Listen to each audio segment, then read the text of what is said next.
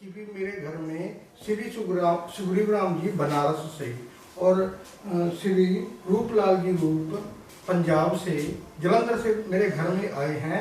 और रूपलाल जी ने ये किताब जो लिखी है गुरु रविदास प्रकाश की खोज, ये बहुत अच्छी किताब है। मैंने इसको गो थ्रू करके बहुत अच्छा अध्ययन किया है और गुरु महाराज के बारे में इन्होंने जितना जोर लगाया शायद किसी ने लगाया हो। तो मैं इनसे सवाल तो नहीं पूछूंगा, बल्कि सुग्रीव राम जी को कहूँगा कि सुग्रीव राम जी, आप इतने जिज्ञासु होकर इस किताब को लेने के लिए, गुरु रविदास मंदिर जन्म स्थान मंडवाड़ी में रखने के लिए आप इतने उत्सुक हैं, तो क्यों हैं? और आप वहाँ पे रहे हैं बनारस में रहने के बाद आपने सारे एडमिनिस्ट्रेशन को संभाला है, देखा है और ये मानना है कि गुरु रविदास का जन्म स्थान असली तो मंडवाड़ी ही है। तो जबकि ज़्यादा श्रद्धालुगण तो श्रीगोवर्धनपुर में जाते हैं, आपकी इसके बारे में क्या राय है? और रूपलाल जी से कोई सवाल करना चाहते हो तो आपको है, मतलब आपकी मर्जी है। सर, मैं जानना और पूर्व के जो भ्रम को दूर करने के लिए मैं जानना चाहता हूं कि दो तरह की बातें उठती हैं जो वास्तव में हमारे गुरुजी का जन्म स्थल मांडूर नगर मुड़वाड़ी नई बस्ती के में ही है, लेकिन कुछ लोगों ने तपोभूमि को ही मंदिर बना दिया गया है जो श्री गोवर्धनपुर में पड़ता है। और बनारस के ऐसा कल्चर है कि बनारस का गुरुजी का मैक्सिमम टाइम तपोभूमि में लगा। और जो हमारा मैदानी के पास है, मैदानी स्थल आए दिन हर साल जितनी भी झांकियाँ आती हैं वहाँ पे बनारस की सारी झांकियाँ शहर की वो मैदानी पर आती हैं। मैदानी से होकर के गोदौलिया होते हुए श्रीगोवर्धनपुर जाती है। और प्लस पहले अभी वर्तमान में पहले जो है ना, पहले यहाँ मांडूर नगर से ही होके जाती थी झांकियाँ वहाँ पे मर्दागिन में, लेकिन बाद में कुछ सारे तत्वों की वजह से जगह कम होने के कारण बाद में अब झांकियाँ सीधे अब जा रही हैं वहाँ मैदागिन जन्मदिन के उपलक्ष्य पर। और सारे झांकियाँ मैदागिन से होते हुए वहाँ आती हैं, सब इकट्ठा होती हैं। इकट्ठा होने के बाद क्रमबद्ध से सारी झांकियाँ विश्वनाथ मंदिर होते गोदौलिया होते हुए श्री गोवर्धन को जाती हैं।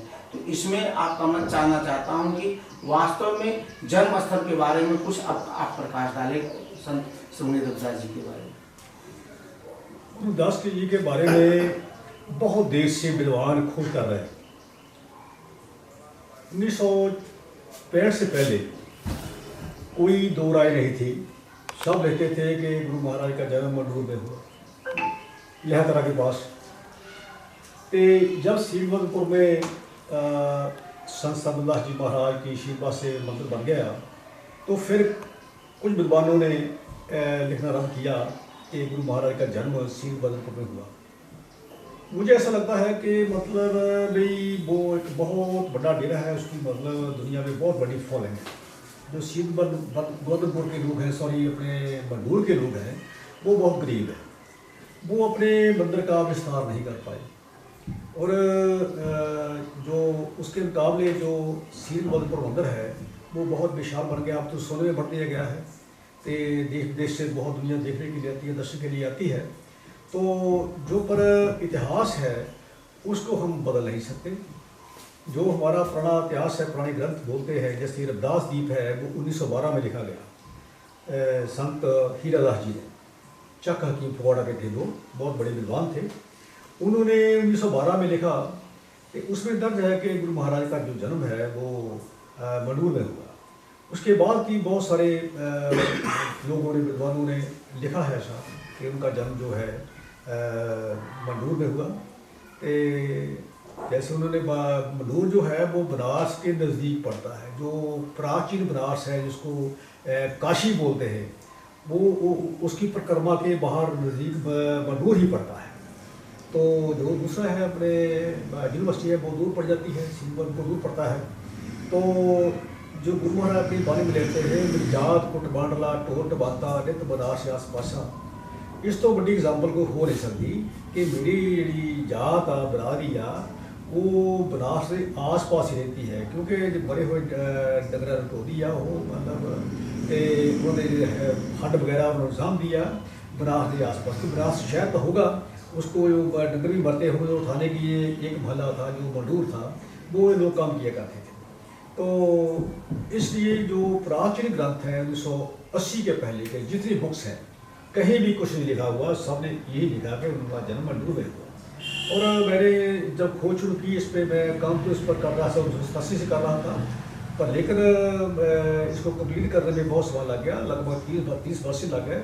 ये 5 साल मैं कश्मीर तो कन्याकुमारी और जगन्नाथपुरी तो द्वारका तक हर एक उस स्थान पर आप गया 5.5 साल के जिथे गुरु महाराज ने चरण पाए।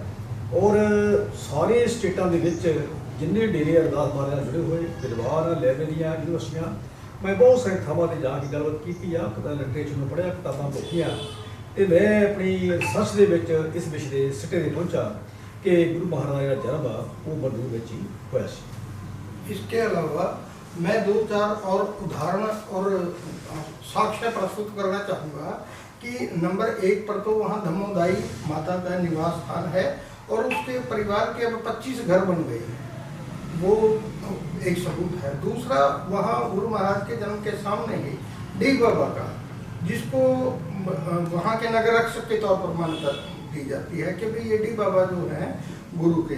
तीसरा, वहाँ पे लहरतारा गंदे तालाब, कच्चे तालाब आज भी पड़े हैं, मैंने देखा है कि भी वो तालाब अभी भी अनडिवेलप्ड है, वो शहर का भाग कभी हो ही नहीं सकते। चाहे आज नगर निगम 2022 में नगर निगम डिक्लेयर कर दिया, लेकिन ऐसी गंदी जगह अब आज भी पड़ी हुई है। वो बिल्कुल वही है कि भी वहाँ पे कभी मांस का और चमड़ा का काम किया जाता था। तो गुरु रविदास जी के जो कुटबांडला जाति का नाम है, वो मरे हुए डंगरों को उठा के वहाँ पे लेके जाते थे, और वो सामने जो डी का है और वो नीम का पेड़ है, इस तरीके से वहाँ पर बहुत सारे सबूत जो आज भी उपलब्ध हैं।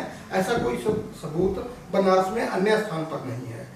सुग्रीव राम जी डी के बारे में थोड़ा सा डिटेल से बताएंगे कि डी किसको कहते हैं।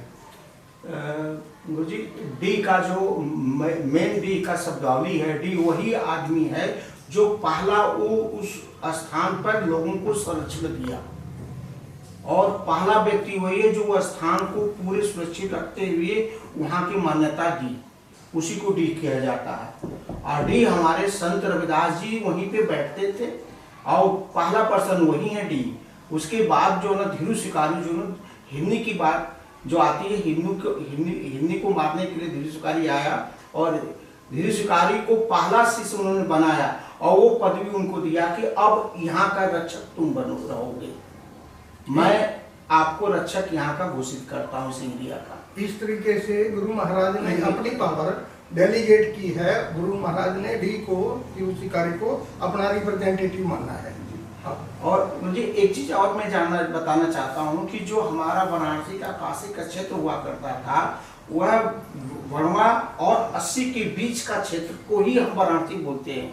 जो बनारस का मूल उस जमाना स्थान रहा होगा, वो 1916 में जब बनारस हिंदू यूनिवर्सिटी बनी, उसमें सब जंगल था, वहाँ कुछ भी नहीं था। तो कैसे वो स्थान को, वहाँ पे कोई आदमी का निवास नहीं था, वहाँ पे मेला लगता था। खास करके जो नदी वहीं से बहती थी, नदी बरसात में अभी भी बीएचयू को टच कर जाती है, बाढ़ में बीएचयू के गेट तक पानी आ जाता है। तो वहाँ कैसे वहाँ बस्तियां हो सकती है उस जमाने में? अब तो काफी प्रोटेक्शन कर दिया गया है। इसलिए जो गुरु जी का जन्म स्थल जो है वो मांडू नगर मड़वाडी नई बस्ती ही में ही है, जो लहकारा के पास पड़ता है। ठीक है। और पिछले दिनों मेरा सील गोवर्धन में जाना हुआ वहाँ पे, तो वहाँ पर एक संत जी थे, नाम मेरे को मालूम नहीं, उन्होंने मेरे को रोका और बोला कि आप, जैसे मैंने बताया कि मैं मांडू नगरी में रुका हुआ हूँ, तो उन्होंने कहा कि वहाँ पे जो पहले तो कुछ और चर्चा थी कि भाई कोई हिरनी का मिले थे, वो जगह बता रहे थे, फिर बोले कबीर का और रविदास महाराज जी का मिलन हुआ है वहाँ पे, और अब आप कह रहे हैं कि जन्म स्थान हो रहा है। तो मतलब बार बार में आपकी स्टेटमेंट चेंज हो रही है, मतलब इस तरह की कोई उनकी चर्चा हमारे सामने आई। तो हमने से बोला आप किसमें कह सकते, मैं बोले जो गलत कर रहा है ना वो भोगेगा, गुरु महाराज जी की जो संगत है उसको गुमराह कर रहा है, वो उसका गुरु महाराज जी का दोषी है। तो ये है। तो ये बार बार चर्चा आती है कि जो कबीर साहब का और रविदास महाराज जी का जन्म दोनों का वहाँ पे सत्संग हुए हैं, हिरनी की क्या कथा है उसके ऊपर भी थोड़ा सा। हाँ, जो आपने जो खुद हिरणी लहरतारा पास ही जो लहरतारा तालाब है, वो तालाब जिसमें श्री कबीरदास जी पाए गए थे, वहाँ से पानी पी के जब हिरणी यहाँ पे आई थी, गुरु महाराज ने उनको बचाया था। और जब गुरु महाराज का आदेश मानकर हीरू शिकारी ने अपना शिकार करना पुश्तैनी धंधा को छोड़ दिया और उनकी शरण में आ गया, तो गुरु महाराज ने उसको भक्षक की जगह रक्षक का पद कहा कि भी आज से तू और मेरी पावर जैसे मुझे मानते हैं वैसे ही तेरे को माना जाएगा। और उसको डी के नाम से उसमें जाना जाता है। वहां पर 52 गांव। डी कौन है? डी मतलब डी मीन रक्षक। जैसे पहला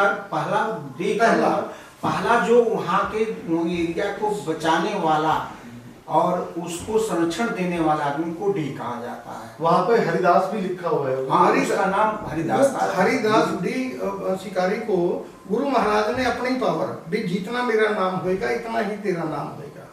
वो ये क्या है? हरिदास महाराज है। हाँ, डी जो आज का डी डी कहते हैं वो हरिदास महाराज है। और मतलब वो है तो शिकारी था, वो गुरु की आशीर्वाद से वो पापी से देवता हो गया।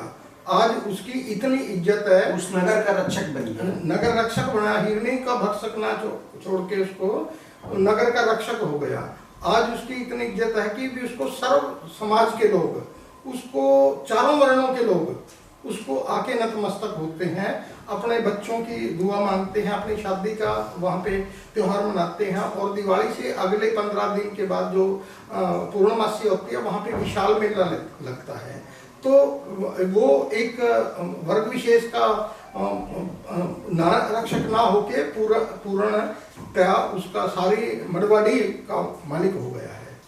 और मड़वाड़ी का जो नाम उसी मांडूर प्लस डी करके ही मड़वाड़ी रखा गया। उस जमाने में जो नामकरण होता था तो वहाँ के जो पॉपुलर होते थे, जो आज के जमाने में है, तो उस जमाने में डी हुआ करते थे।